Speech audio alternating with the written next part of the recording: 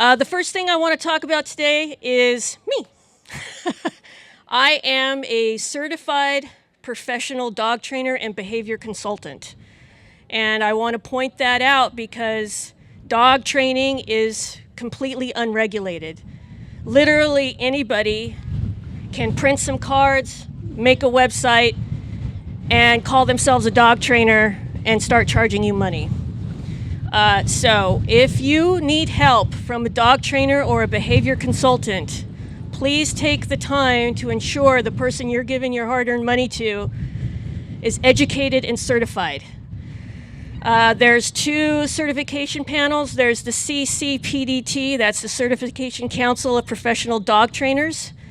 They will have lists of trainers available near you or not near you, and it'll list if they take appointments by Zoom. There's also the IAABC, which is the International Association of Animal Behavior Consultants.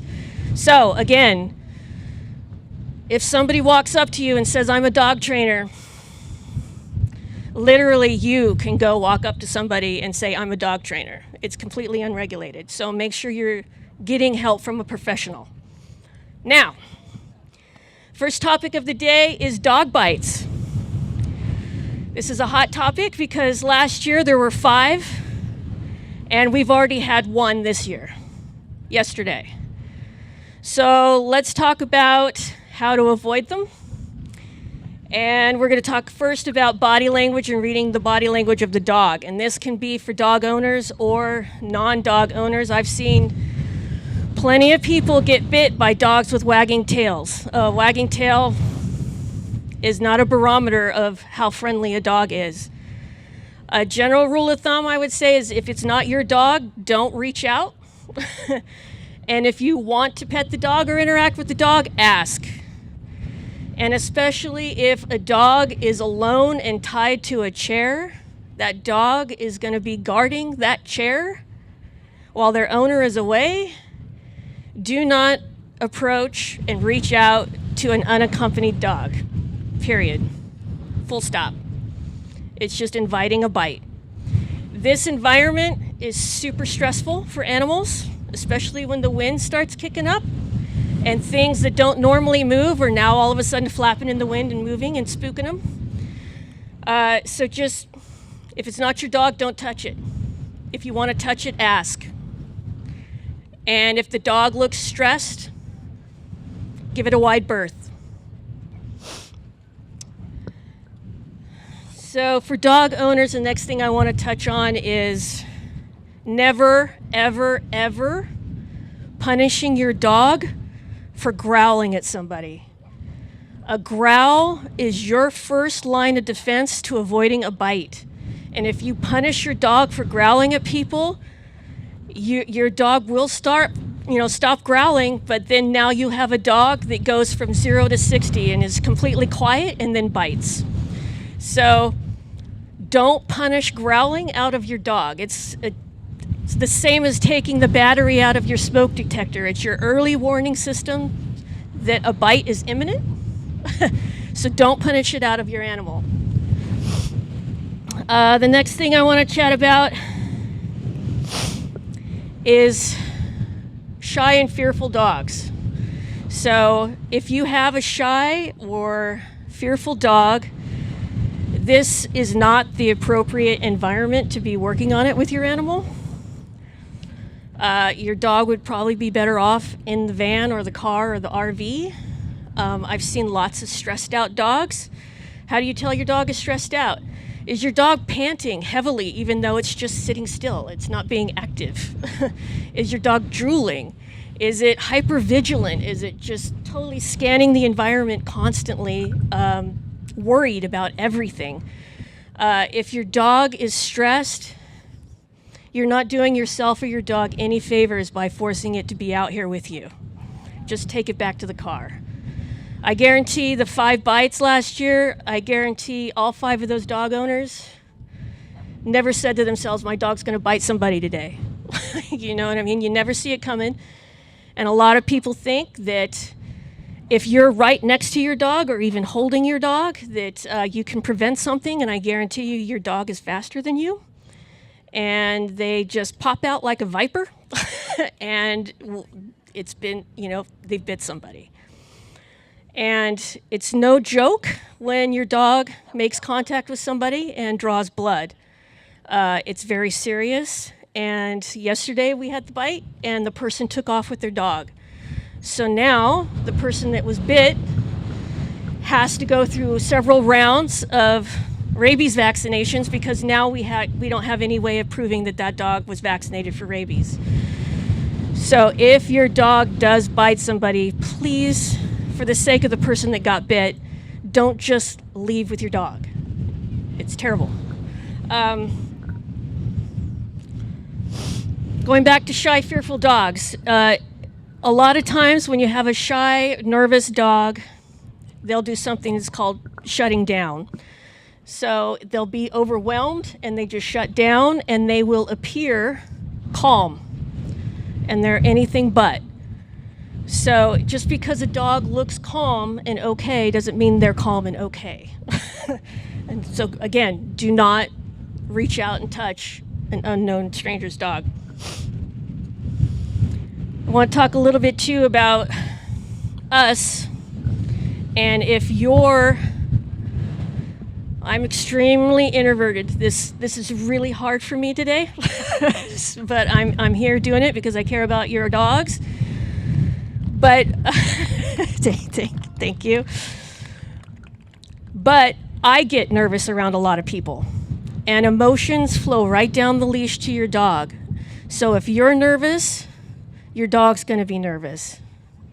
So just be cognizant of how much your behavior could potentially be feeding into your dog's behavior. And if you're really nervous, your dog's going to be really nervous. It's going to feel it. So if you need to take breaks, take your dog with you and both take breaks. Okay, the next thing I'm talking about is something called trigger stacking.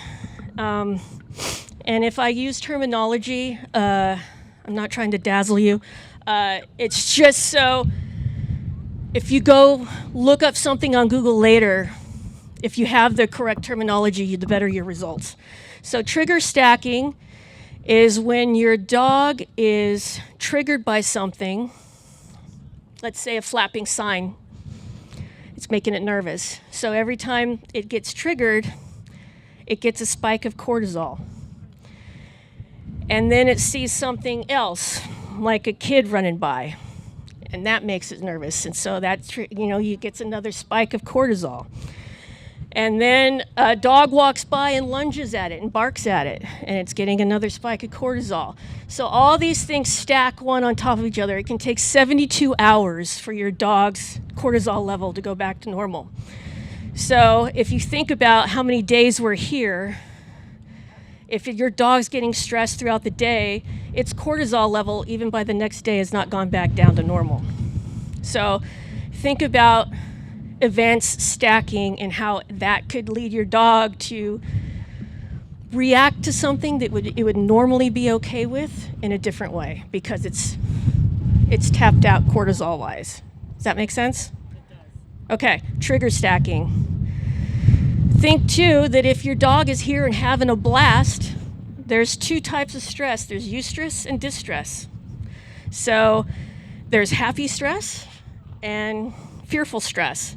So if your dog is here and having a blast, it's still getting cortisol pumped in.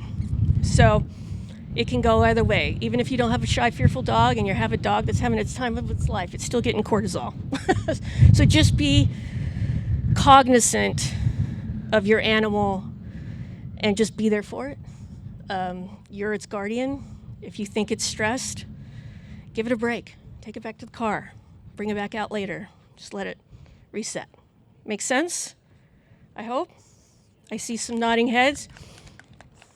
Awesome. All right.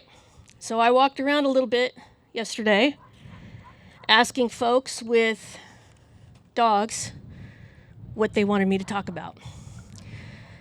And what I guessed would be the number one thing people wanted me to talk about didn't even come in number 3. So I was way off. So the number one thing people wanted me to talk about was recall. And so we're going to talk about that. And the number 2 thing was stay. I guess people are concerned about their dog jumping out of the rig if they pull over at the side of the road, and they want to have a solid stay. They don't get out of the car. Number 3 thing was barking in the car. So we're going to start with recall. I'm going to try and blow through these. This is going to be really high level. This is normally like a 3-week, 4-week class. So I'm just going to blow through it. And if you have questions later or want more details, I'm going to have a Ask a Trainer breakout session afterwards. So some general rules about recall and recall in general. I had a lot of people talking about my dog will see a lizard or a rabbit and it just takes off.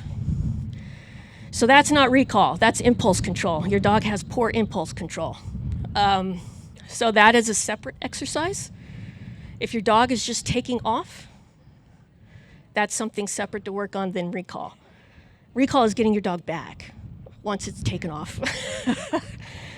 All right. If you have tried to train a recall and it's 50-50 or worse, you're probably better off starting over and changing the word than trying to fix the word you're currently using that's not working, because they've essentially learned to ignore it, or that it's optional to recall. All right. So when I have new clients and I'm asking them, well, what does your dog know? I get a lot of, they know how to sit, they know how to go down. Not once ever has anybody said my dog knows their name really well.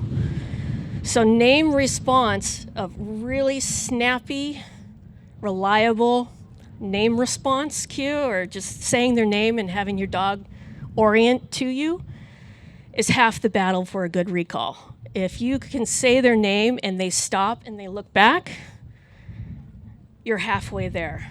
If you can say their name and it's like, and they're a football field away, you need to work on your name response and your recall will get better. Does that make sense? If your dog's not going to respond to their name, they're not going to come. I would suggest using a long line. I'm going to pull this out. Can you hold this for a second?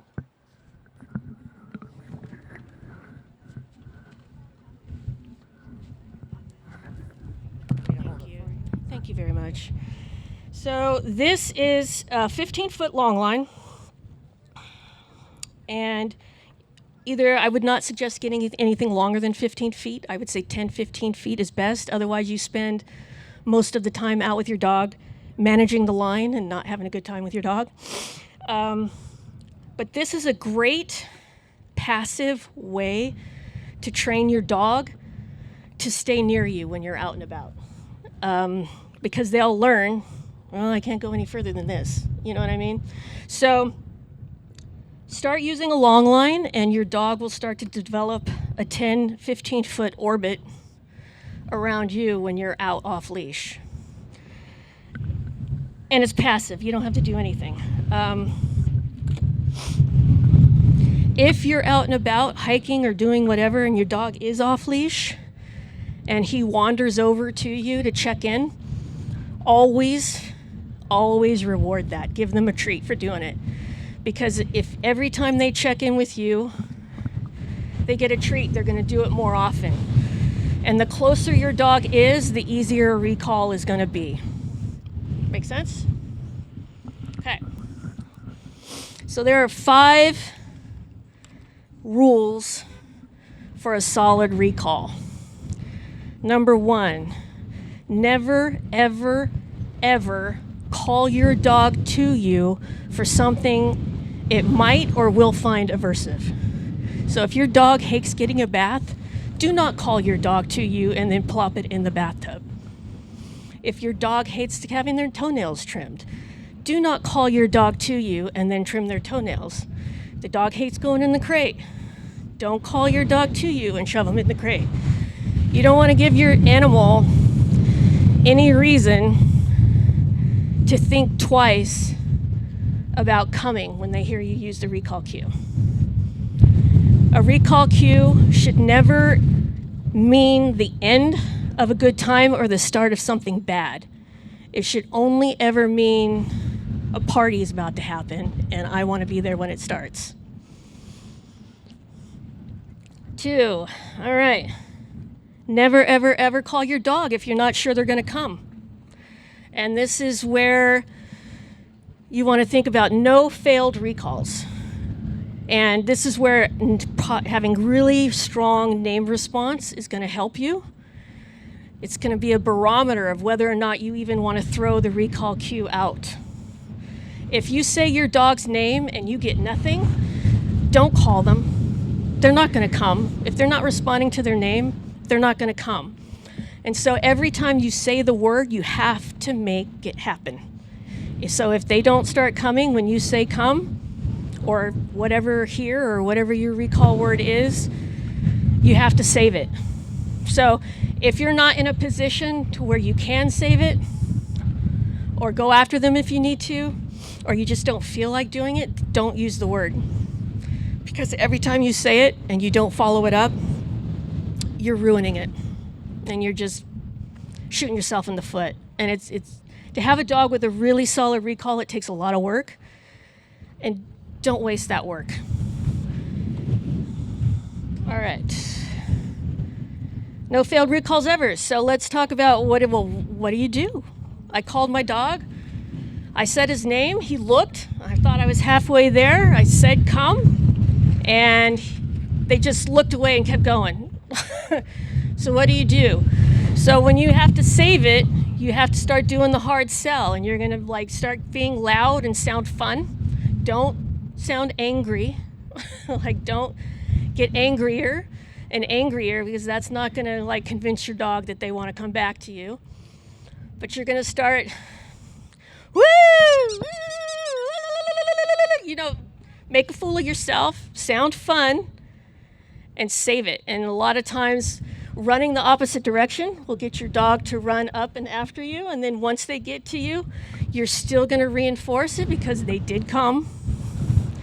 You never want to, again, don't make the end of the recall aversive in any way. So if they took their sweet time and they but they did it, they just didn't do it very fast, you're still going to reward it because they did it. And the more you reward it, the better it's going to get. Don't repeat the cue. If you say come, don't keep saying come progressively loud. They can hear you. Lack of hearing is not the problem. And repeating a cue ad nauseum lessens the meaning of the word for the dog. So say it once. If it doesn't happen, you have to save it. Be the party. And don't keep saying it over and over. Saying a cue over and over is how you actually get a dog to start ignoring a cue. All right, fabulous treats equal fabulous recalls. When I started teaching my dog recall, I would go to McDonald's and I would get a 99-cent cheeseburger with no ketchup, no nothing, just bun, cheeseburger, bun. And that's what he would get every time he came. You start using something high value, your dog's going to think that's the most amazing word that can ever come out of your mouth, and they're going to tear a trail right to you. I'm not saying that forever you got to use a McDonald's cheeseburger, but in the beginning, let me tell you, that word will be forever etched in their brain as the most fabulous word ever because it means cheeseburgers. You want to think about recalling is a very expensive behavior, so you need to pay well. If you reward your dog with a couple pieces of kibble at the end of a recall, they're kind of, I get that for free every night. And then they're going to start thinking about whether or not they want to come. And recall is a very expensive behavior, so reward it well. I want you to think about if I asked you to run down the first baseline and back, and I'll give you $5. most of you is like, all right. If I asked you to run all around all 3 bases and come back for $5, you're like, maybe. If I asked you to run the entire town of Quartzsite and come back for $5, you'd be like, no way, keep your $5, right? Recall is a high effort behavior for your animal. It's highly valuable. It's potentially life-saving. Don't be cheap, right? Okay. This is kind of going to be challenging, kind of demonstrating with holding the mic, but I'll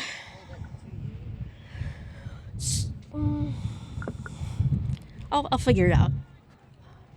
All right, so when you're first starting, you're going to do taking baby steps, and I'm going to use my demo dog here. But you're going to try, you're only going to back away from your dog a little bit, and you're going to try to sound as fun and exciting as possible to get your dog to follow you as you back away from it. And that's step 1.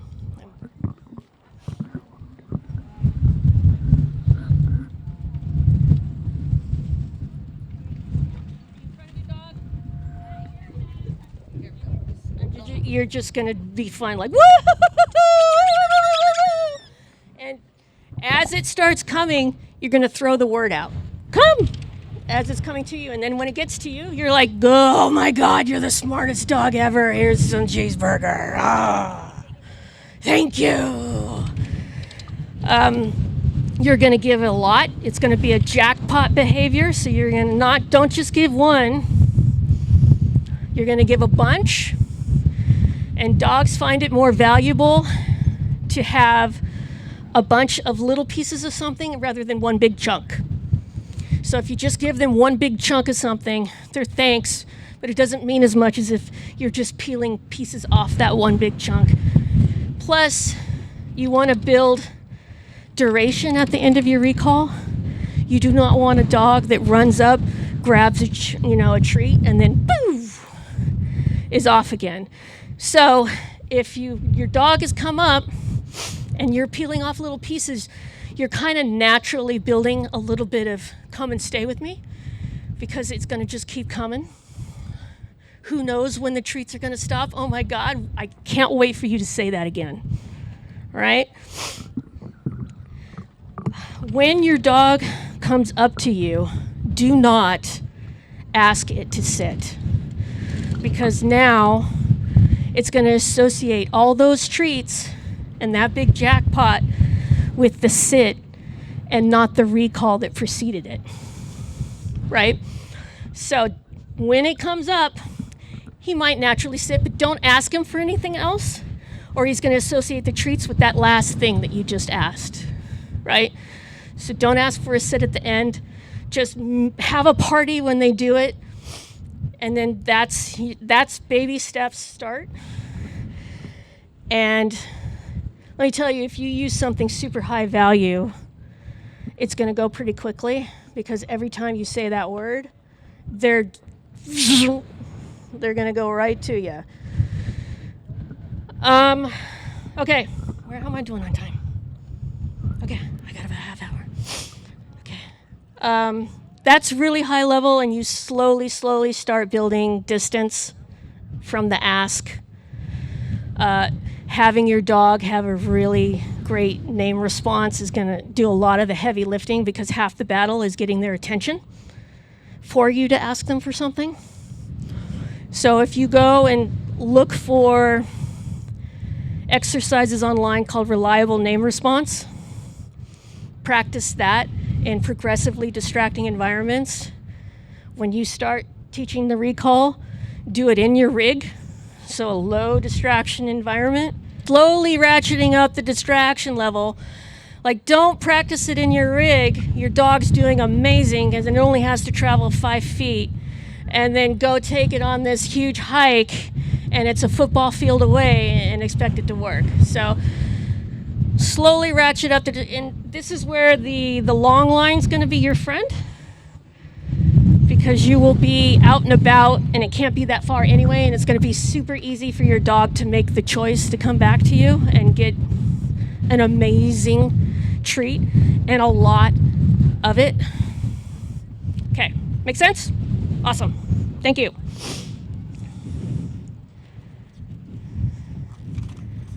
All right, stay. Oh my gosh, this wind. Thank you for hanging out here with me in the super duper wind. I appreciate it. I know it's unpleasant. All right, stay. A solid stay. If, again, any of these cues, if you've tried to teach your dog this and it sucks, you're better off starting over with a brand new word than to try to fix the stay that you have. Let's talk about the 3 Ds in dog training: distance, duration, and distraction. You're only supposed to work on one at a time. So if you're working on a stay and you're currently working on distance, like working on how far away you can get your stay without your dog breaking, you're only working on distance. You're not backing away and waiting, because that's duration, and then finally going back. So one at a time: distance, duration, or the level of distraction. So when we work on stay, I want to talk about something called push, drop, and hold. When do you know how do you know when to push the criteria for your animal? How do I know when it's okay for me to go even further? How do I know when I need to drop? Oh, he keeps breaking and he keeps running up to me. I need to go backwards because now he's failing. And hold, like, well, he's not failing that bad. Let's just keep trying at this. So I do everything in repetitions of 5. So I will do one level of criteria 5 times. If the dog is flawless 5 times in a row, I push my criteria. Oh, okay, he did it 5 times, I can step further away. If he fails once in the 5 times, I'll hold. I might do that 5 times, 6 or 7 or 7, until I can get 5 consecutive successful repetitions. I do not push my criteria. If he's nailing it, then I keep pumping up. Also make sure that when you are pushing your criteria, you are not pushing it too far. You're not, oh, I was able to get 3 steps away 5 times in a row and he did it, so now I'm going to go 10. No. If he can do 3, then I'm going to do 4 5 times. And if he can do 4 5 times, then I'm going to do 5. What you want is your dog to be flawless. You want error-free training as much as possible. And if you break up the steps small, then they are less likely to mess up and do the wrong behavior. Does that make sense? She's on it. Okay. I had something else I wanted to say about stay. Anyway, I'm going to move on. When you start, I start with something called, I call it a nanosecond stay. Because what is stay? Don't move. Right? So I don't even do any duration or distance. I just stand right in front of the animal. I'll say stay. I'll do my hand signal. Yay, you did it. Great, you get a treat. Stay, hand signal. Yay, you did it. You get a treat. That is stay. Don't move. When I start trying to add distance to it, I will do a half step. I don't even do a whole step, because oftentimes the second you start moving away, your dog's going to pop up and want to follow you, right? So just do a little half step and I'm right back. Yay, you did it. Boom, right? So half step 5 times in a row. If they're nailing it, then I'm going to do one whole step and I'm going to come right back. Yay, you did it. 5 times. If they're nailing it, and I'm going to do 1.5. It's usually these early stages is the farthest or the hardest. And then they start getting it. They're like, oh, this is the easiest exercise ever. Just don't move. Right. Oh, now I remember what I was going to say about stay. A lot of people confuse stay with wait. Those are 2 different behaviors.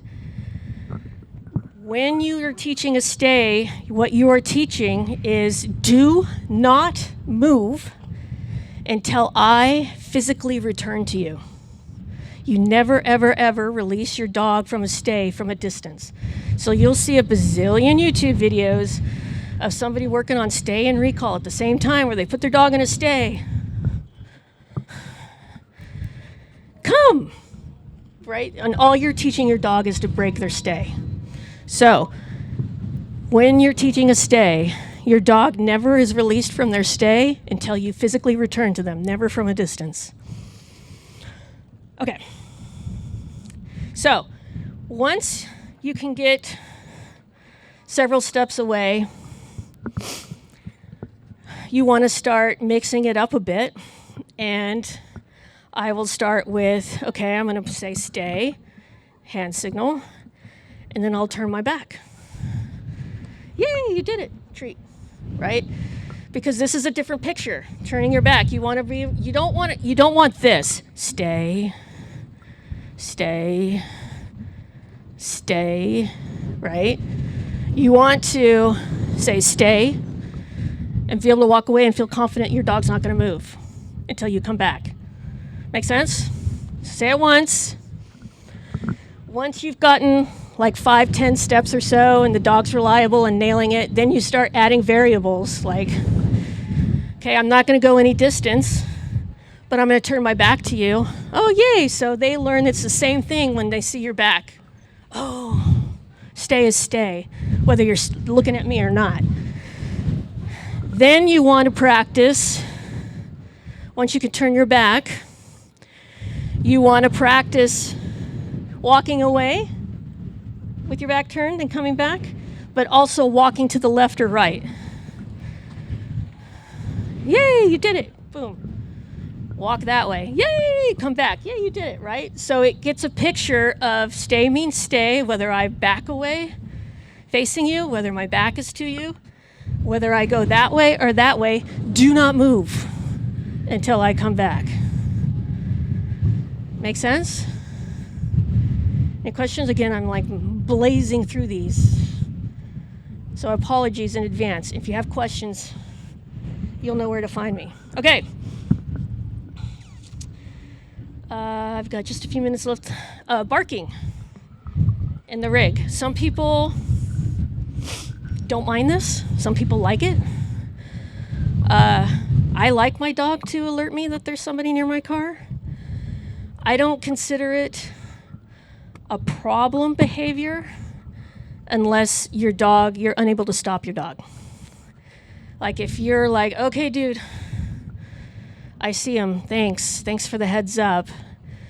If somebody approaching your vehicle turns into a half hour, 45-minute barking spree and ordeal, it's a problem, right?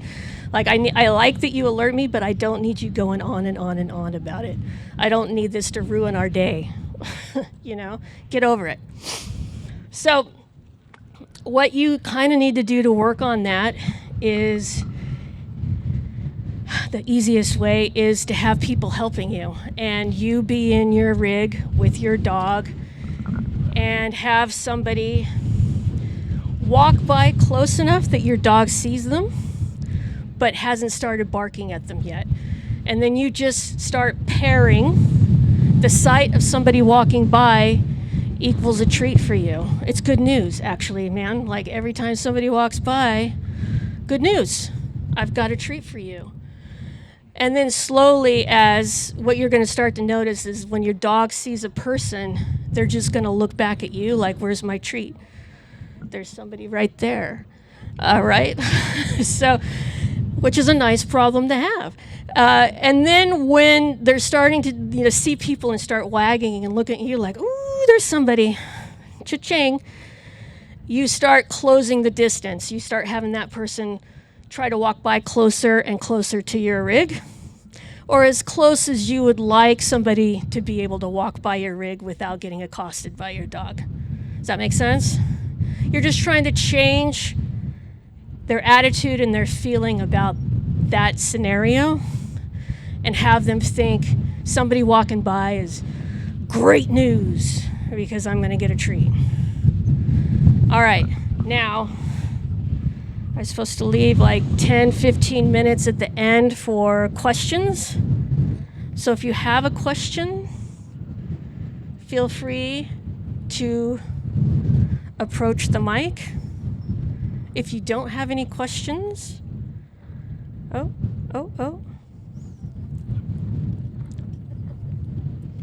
don't lose the Carmex. That's right. Okay. I think so. I'm sorry that you had to stand there the whole time. And I was actually gonna help.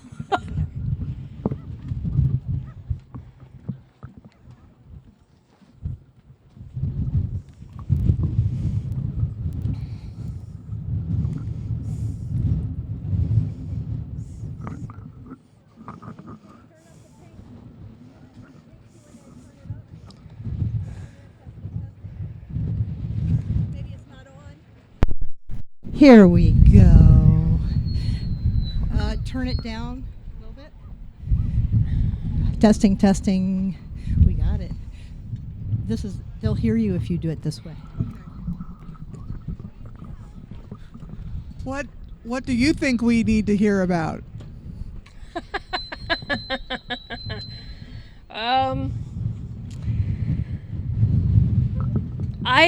If I had one request of the dog owners here, it's to pay attention to your dog more and do not let your dog pull you to another dog.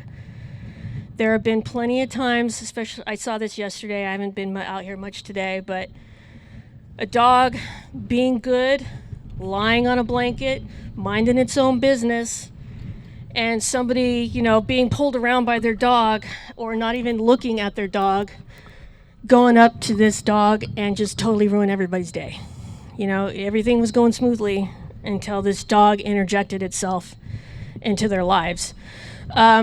So please just, if you're gonna walk by another dog, don't assume that dog wants to meet your dog. Give the other dogs a wide berth. If you want your dog to interact with another dog, ask. So if I had one request, that would make my day. Just don't allow your dog to waltz up to every dog you will happen to walk by and insert itself into its life. It doesn't necessarily want to meet you. That's it. Okay. Thank you.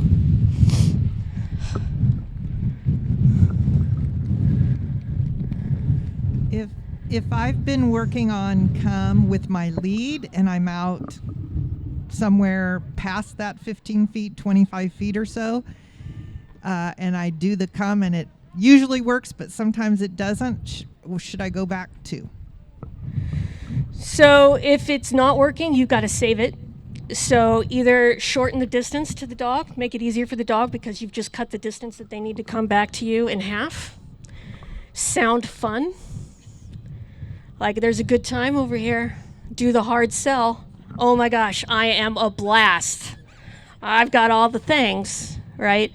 So convince your dog to come back to you. And when they do, even though it wasn't the best iteration of a recall, you want to celebrate like it was the best recall they've ever done in their lives. You want every time they hear the word to be like, oh my God, Mom said that word. Holy crap. Something amazing is in her treat bag. I better get their lickety split. Make sense? If you're going to say it, you have to make it happen. The dog needs to know that it's not optional.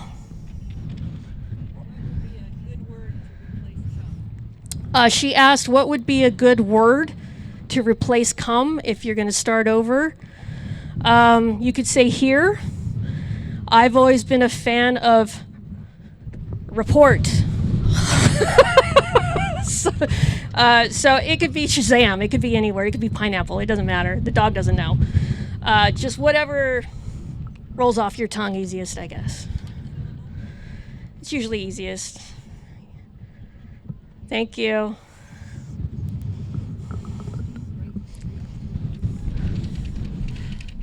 Can you teach an old dog new tricks? Absolutely. And how can I help my shy, scaredy cat dog be less scared?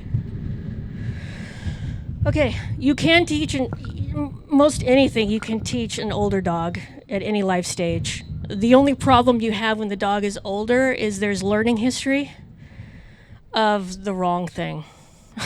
Right. That's like somebody was asking me yesterday, like, how do I teach my dog calm? They're 15 years old.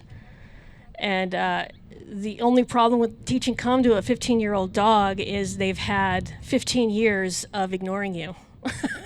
That's why it's easier to start over than to try to fix the calm on that 15-year-old. Just start over with a new word. If you want to help your shy, fearful dog, drugs are great. Better living through chemistry. Don't be, a lot of people feel weird about drugging their dogs, and there's a lot of medication out there. It's not going to alter how your dog is. It's not going to make your dog feel like they seem drugged up. But it'll help dial back the anxiety, so it makes it easier to work on it with them. And food. Start pairing the things that they're afraid of with something awesome, and it'll help change their mind about it. You're welcome.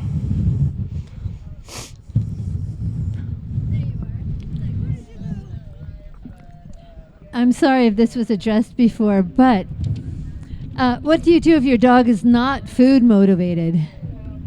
Okay, I get this question a lot. Does your dog eat their meals? If your dog wasn't food motivated, your dog would be dead.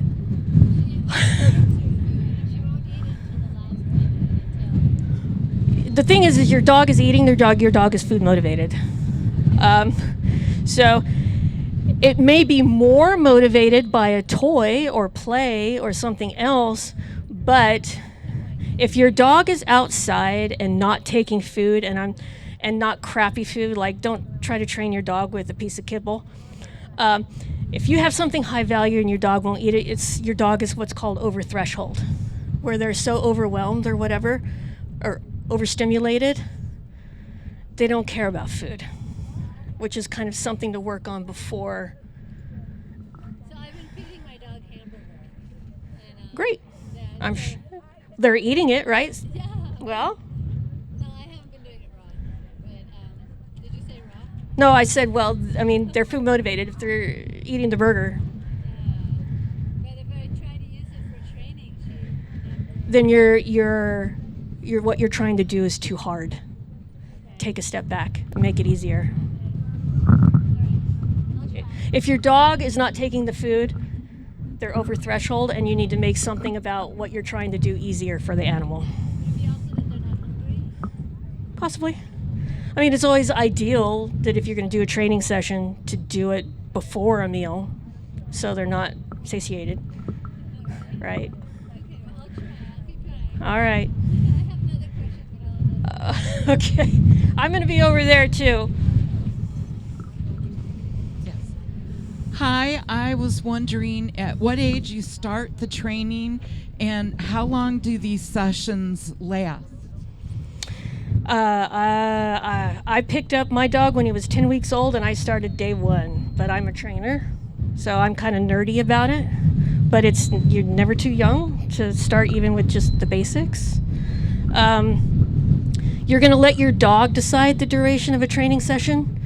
If you pull out a treat bag and go to train, and your dog is like, oh my God, she's pulling out the bag. We're going to be here an hour. You're doing it too long. What you want to do is do it and put the bag away and have your dog like, oh, no, I was just getting into it. You want to leave them wanting more, right? And so the next time you pull the treat bag out or the treats out, they're like, woo, woo, woo, woo. Let's do this thing, right? So leave them wanting more, and if your dog starts becoming disinterested or wandering away, you've done it too long. So just take note of how long that was before they got to the disinterested part and stop 5 minutes before that. Mm-hmm.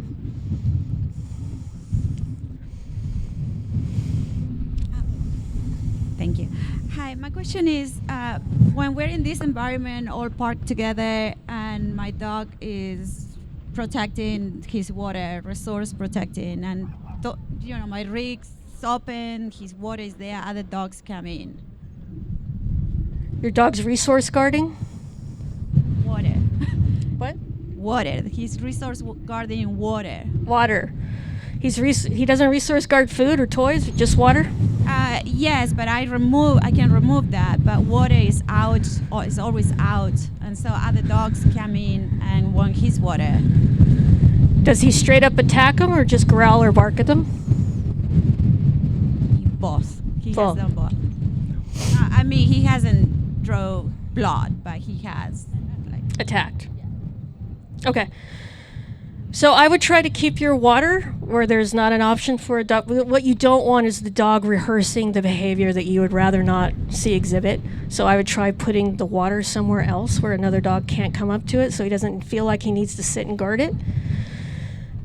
If you want to work on it and train it to sharing is caring, then you're going to kind of do the similar thing to how I said to work on barking in the rig, where you're going to have somebody walk by while he's near his bowl, right? Maybe not have water in it in that instance. What we don't want is him getting to the point where he's actually reacting and exhibiting the behavior, but a little keyed off, because we don't want to inadvertently reinforce flipping out.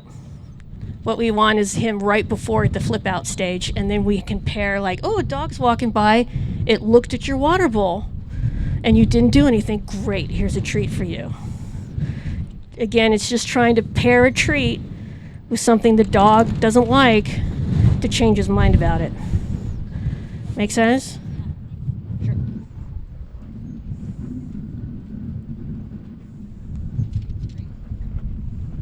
Hello. Oh, hello. What would you do if your dog had bitten somebody? Like put it to sleep, or what precautions should they take to make it not happen again? I think it was what do you do if your dog bites somebody? Afterwards, like What do you do there's after? different opinions, like on putting them down, or keeping them alive and training them better. I just want to know your opinion. Your opinion.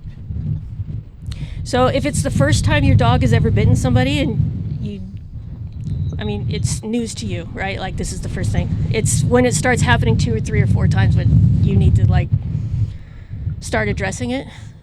If your dog has bitten somebody afterwards, I would muzzle train your dog. Teach your dog how to happily wear a muzzle. And if you're in a public space where he's going to have access to people, he wears the muzzle. How about the collars? The what? The shock collars, the Oh, buzzing God, collars, no. the noise collars. If your dog dislikes people, you start adding shock to it, they're really going to dislike people. That makes sense. You're just doubling down on how much they hate people. It's like, oh my God, they're coming and I'm going to get zapped. So I better flip out and start barking and charging this person to keep them away. What if the collar, the dog itself can regulate that on the collar, not you? I'm sorry, the dog, what with the collar? There's a collar that shock, or it beeps, and then it buzzes, it vibrates, and then it will shock. And the dog itself is the one who controls that. So once it gets past the first one, it knows what's going to happen, and it doesn't follow over, doesn't go that way. So I think it's great that she can do that herself and realize that once she gets at some point, then that's it. There is no scenario you can come up with right now that's going to have me tell you that a shock collar is a good idea for anything. And if you want to get more nuanced about it, I'm happy to talk with you all day about it. Over there. All right.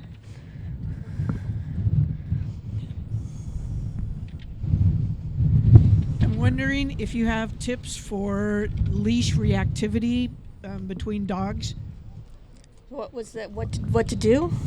Yeah, tips for how to handle leash reactivity, like off leash. They're friendly. It's actually called barrier frustration, Okay. frustration aggression. And I'm just throwing these terms out so you can Google it later. So if they're off leash and they're fine, but when they're on leash, they're a shit show. It's barrier frustration or leash aggression are going to be your keywords to search. And that's a huge topic. And actually, this dog right here helps me a lot when I start working with people on that. It's easier to start with a fake dog, and everybody's like, oh, my dog's going to know that dog's fake. They don't. So I usually start with a fake dog and then start closing the gap and then start working with real dog, like my dog and other real dogs. But it's a huge conversation I'm happy to have with you. But I want to make sure everybody gets their questions answered. Thank you.